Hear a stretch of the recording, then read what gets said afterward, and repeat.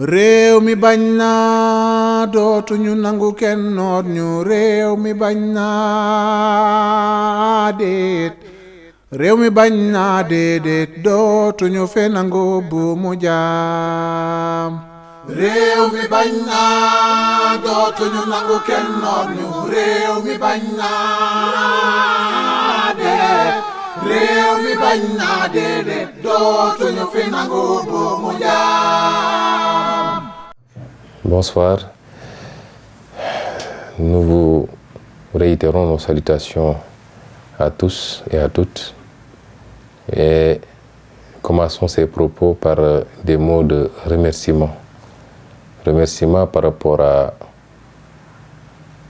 tout ce qui s'est passé depuis jeudi, par rapport à toutes ces inquiétudes qui ont été exprimées par tous les compatriotes, mais également par beaucoup de partenaires internationaux qui se sont enquis de ma santé et qui se sont beaucoup inquiétés. Nous rendons grâce à Dieu et nous remercions également tous ceux qui ont fait le déplacement pour venir ici à la clinique et qui n'ont malheureusement pas pu me voir, que ce soit les partenaires politiques, les mouvements citoyens, la société civile, les citoyens de tous bords. Nous vous remercions pour ces gestes d'abord de compassion, mais également ces inquiétudes qui ont été exprimées. Vous rassurez qu'on va beaucoup mieux et nous le devons au personnel médical qui n'a cessé d'être à nos côtés depuis qu'on est venu à cette clinique, toutes spécialités confondues, et qui ont fait un travail extraordinaire pour nous permettre de nous adresser à vous aujourd'hui. Parce que il y a 3 ou 4 jours avant, nous n'aurions pas pu nous adresser à vous dans ces conditions. Ce qui s'est passé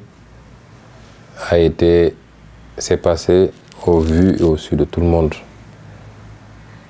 Il ne s'agit ni plus ni moins d'une tentative d'assassinat, sinon d'assassinat, au moins d'attentat contre mon intégrité physique. Au-delà des violations manifestes de mes droits, tendant pour la 2e fois à casser ma voiture pour m'en expulser et m'amener de force au tribunal pour une procédure dont ma présence n'est pas obligatoire au procès. Au-delà donc de cette violation flagrante de mes droits, au plan humain, ce qui s'est passé n'est ni plus ni moins une tentative, sinon d'assassinat carrément, au moins d'atteinte à mon intégrité physique. Ma voiture a été cassée et caillassée.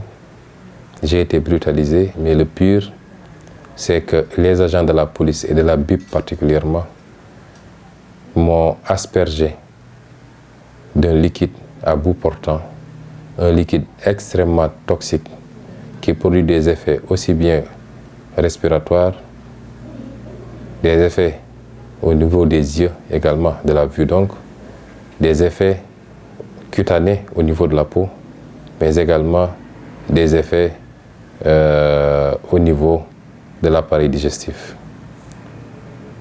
Ce produit, nous ne savons pas encore exactement de quoi il s'agit, même si les médecins soupçonnent un produit particulier. Les habits ont été envoyés hors du pays pour les besoins de l'analyse, puisque malheureusement, il nous a été dit que les analyses ne peuvent pas être faites au Sénégal par nos laboratoires. Nous attendons d'un moment à l'autre certainement les résultats.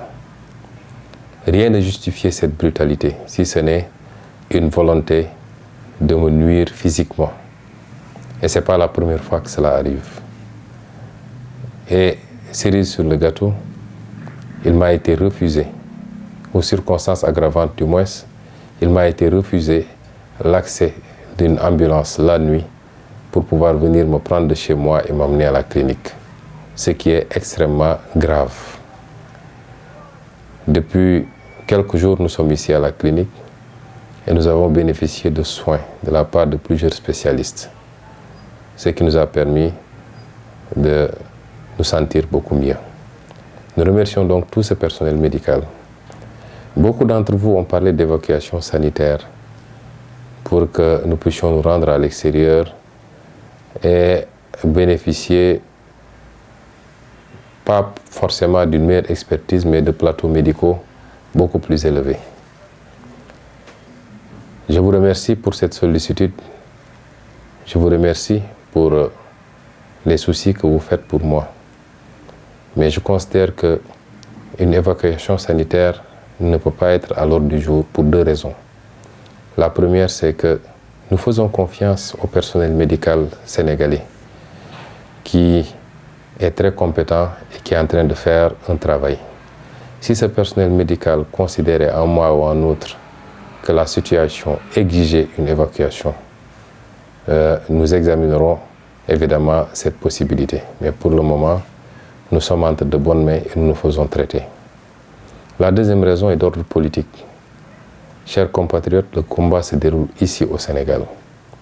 Vous comprendrez que dans l'histoire des combats politiques, à chaque fois qu'un pouvoir politique, qu'il s'agisse d'une royauté, qu'il s'agisse d'une république, d'un État, à chaque fois que des tenants de pouvoir ont été confrontés à une opposition qui les dépassait et qui leur posait problème, la première solution, ou l'une des solutions, c'est d'envisager de les exiler. Des prophètes ont été exilés, de grands saints ont été exilés, des résistants ont été exilés, parce que c'est la meilleure manière de couper le lien, momentanément en tout cas, entre la figure de proue d'un mouvement et le reste du mouvement. Et nous ne donnerons pas à Macky Sall cette opportunité. Et je voudrais dire à tout le monde qu'une fois sortis du territoire, ils peuvent avoir des instruments juridiques pour rendre mon retour beaucoup plus complexe et beaucoup plus difficile. Le combat se passe au Sénégal. Et il se passera, il se déroulera, il s'organisera en parfaite symbiose entre tous ces combattants, que ce soit ceux qui sont au niveau du top management, dont moi-même, ou alors ceux qui sont à la base et qui mènent le combat, de tous les citoyens sénégalais, de tous les patriotes. Et cela transcende les partis politiques, ça transcende les mouvements. C'est aujourd'hui un combat pour l'avenir de ce pays. C'est un combat pour la survie de notre patrie. C'est un combat pour la sauvegarde de notre démocratie, largement compromis par Macky Sall et son régime dictatorial. Et c'est pourquoi je resterai ici, au Sénégal. Et je continuerai le combat à vos côtés. Je voudrais simplement dire que la stratégie de la terreur de Macky Sall ne passera pas. De mars 2021 maintenant, énormément de gens sont tombés sous les balles de la police et des milices privées de Macky Sall.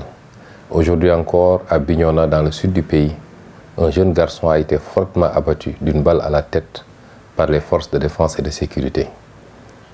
Je voudrais interpeller la communauté internationale que ces agissements constituent, in fine, des crimes contre l'humanité et que tôt ou tard, Macky Sall devra rendre compte, soit devant une juridiction nationale ou auprès des juridictions internationales, de ces crimes qui ne peuvent en aucun cas être impunis et qui ne sont justifiés que par son désir de faire coûte que coûte un troisième mandat et d'éliminer des adversaires politiques dont moi-même, Ousmane Sonko, considéré comme son principal opposant.